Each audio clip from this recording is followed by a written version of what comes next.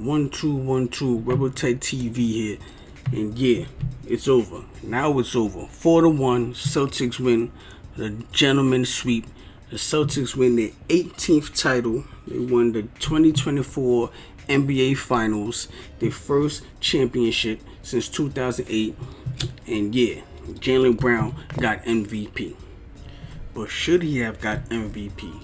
Some people don't think so. Jason Tatum had more points, had more assists, and more rebounds. So going by the stats, maybe Jason Tatum deserved the MVP. Or was Jaylen Brown's stats enough?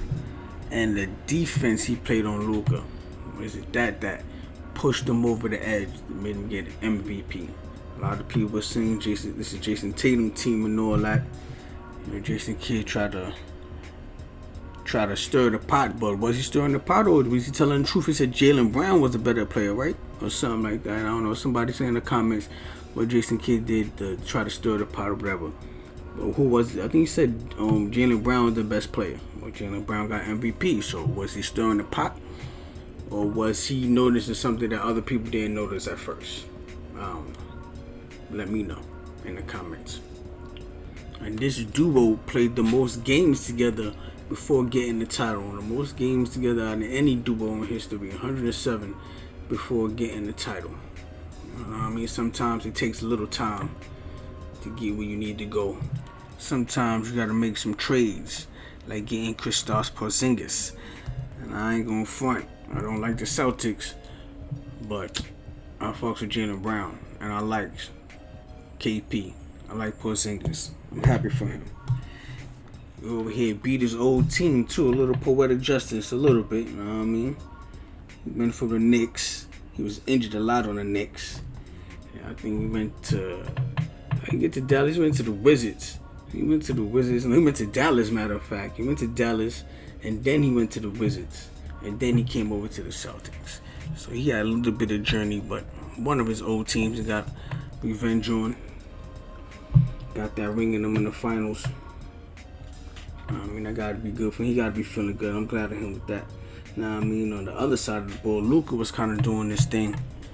You know, I mean, some games he suffered. He was 0 for 8 from one game.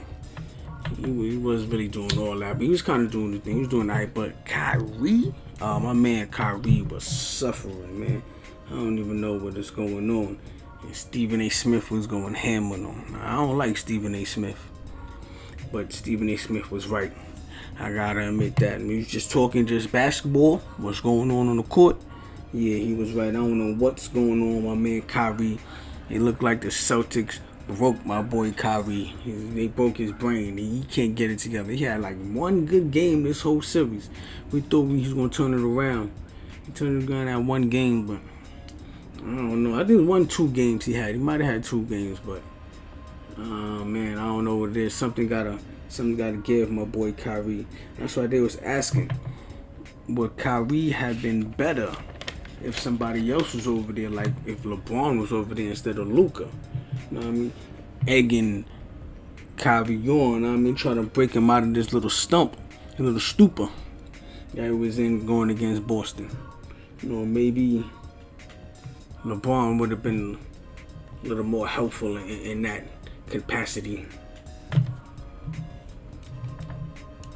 I think that was a question or a statement that Skip Bayless made. I don't know. It might be. He might be on to something like that. But Skip Bayless also said Kyrie is not a superstar. You're bugging. He's a superstar. Doesn't matter. He didn't make an all-star team this year. You know, all the issues, all the hating. Kyrie is a superstar. He's a closer. He's a superstar. He got a ring. He is still a superstar. He didn't just fall off like that. Some of these dudes were saying some wild stuff. Like that dude Carton from the Carton Show. He was talking about, when people was hating, talking about how the Celtics had an easy path, like a lucky path to the finals. And he said, does it matter? Carton said, no, it don't matter. Yes, it does matter. The journey matters. They probably still would have won, but the journey matters. They had an easy path to the ring, and that's just what it is. You gotta acknowledge the facts. people always want to rearrange history. You gotta watch these people. You know what I mean? He still be calling Kyrie anti-Semitic, so you gotta watch Carton. He ain't nobody to be trusting on his word. But the path matters. The journey always matter. So yes, it does matter that they had an easy path to the. It probably wouldn't matter in the end because they probably still would have won because the Celtics was beating everybody. It was better than everybody, but still. The journey matters, so who they didn't go against or who they went against matters. And just like Dallas path matters. How Dallas path matters, but not the Celtics.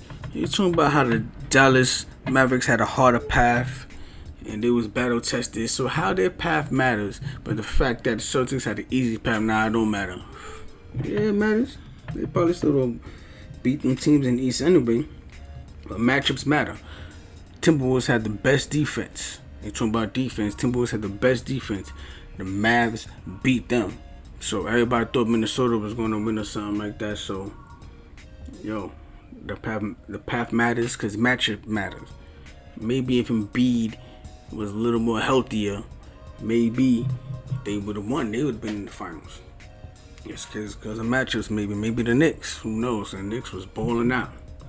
Who knows? But all them injuries, it mattered to the game. It mattered who won. So throughout the series and all of that.